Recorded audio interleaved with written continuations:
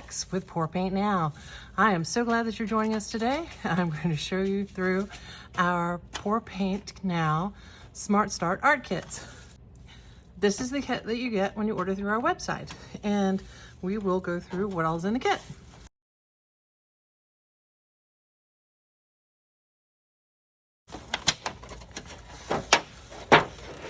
So in the box with the kit, you'll actually get a little flyer that gives you some additional information, especially about what to do before you pour, which is about setting up your space, making sure it's level. Don't shake the paint, very important.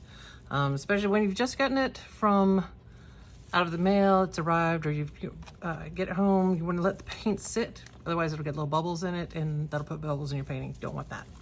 So let's talk about the paint.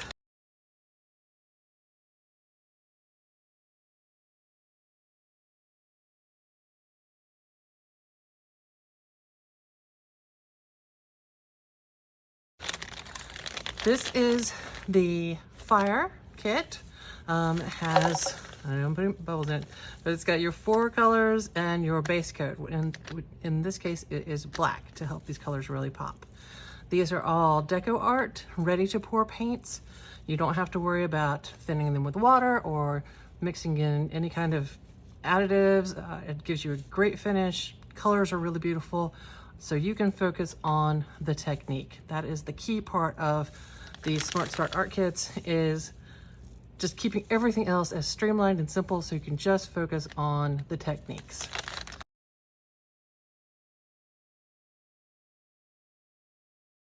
So when you get your paints, like I said, you're gonna want to pull them out and preferably let them sit overnight so that they can get, like I said, any little bubbles that might have gotten into it in the course of transit to come out. When I'm setting up my space, I like to start with sort of all my paints on one side, and then as I use things, I go to the other side. This is the side that I have my trash can, paper towels. Important, paper towels already pulled apart, so in case of a mess, I can grab them instead of having to fight with a paper towel roll. It's gonna go flying all over the place. Also in your kit, you have gloves. There's 2 sets of gloves in here. These are large. They will allow you to keep your hands clean. If you're getting at a point where you're concerned about transferring one color to another, you can trade them out. You can do classic clean hand, dirty hand, one hand with the gloves and go through all 4. Some people will put both pairs on. Once they pour the base coat, then they'll take off the outer pair, and then the other pair are ready. Or you can just take them off and put in others. Or some people actually like to have a hands-on experience. I don't like having paint under my nails, so I use the gloves. We also include an apron. It's a very thin, but it's effective. Actually, I wear it all the time, even though I have paint clothes. I just like that added protection in case of an accident. It can be a little tricky, but once you get used to it, it's not bad at all. And it's very effective and lightweight, so there you go. Another thing that we have for protection is what you see under my fan, which are puppy pee pads, actually. We use those to protect the surface. Now, this table that I work on actually has a plastic tarp taped onto it because it's my permanent space, but it's always nice, again, to have something nice to absorb into in case there are spills. It'll help grab them.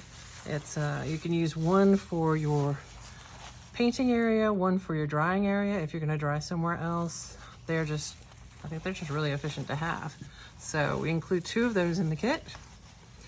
And of course the tray itself, which is where you can actually pour your paint. If you've got a space that you feel comfortable letting paint sort of run amok on the puppy pads or whatever, you can do that. But we do include the tray so that you can basically do this painting anywhere. You can do it on your desk, on your table, on a TV tray. You can take it outside, you take it to the park. Wherever you want to go, you can do it. So we use the tray for sort of our base to catch any excess paint, and also to keep the painting safe while it dries. This paint dries fairly quickly. Within 24 hours, you can move it without really worrying about the paint sliding. But we do recommend that you kind of let it sit for probably a week until you maybe hang it on the wall. The last thing you want your pour painting to do is to pour itself off the canvas when you don't want it to. So then we have the canvas itself. You'll notice it's got little push pins in the corners. So this is to elevate it off of the base, and that will allow the excess paint to roll off. And again, if you're painting directly on surface, again, it makes a little, like a little table. There's a chance that in transit something has warped, like the wood or something. So once you get it, just kind of check it, make sure that it's not going wee wobble. If it is, then you can just sort of adjust. You can pull these out a little bit and adjust them until it's nice and level and doesn't teeter-totter. Because again, level is important. One of the things you want to check, like I said, before you pour, and especially before you choose a drying spot, is to check and see that it's level. We include a cup, which you'll see with different techniques we use, but also you could use it as a level. You can fill it to, you know, a certain ring on here and check and see, is it even all the way across? If it's not, then your table's not level. Just in case you don't have an actual level at home. A lot of phones have built-in levels, so you can also check that. We also include this little paper cup, which you'll see with another one of the techniques. You can cut out the bottom and use it for what we call open pour. That's a lot of fun, so you'll see that later. We also include some stirring sticks.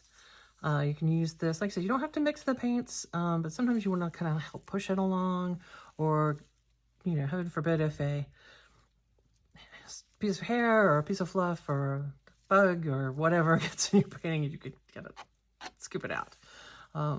They're just handy to have for a lot of different reasons, so we do include a handful of those. Again, as I said, once you've done with your painting, you can put the lid back on top of it. You can set it underneath it for while you're storing. Like I said, put it on top while it's storing, while it's drying, but if you're just sitting it out, you can put it to the side. And that is the basics of the Smart Start Art Kit.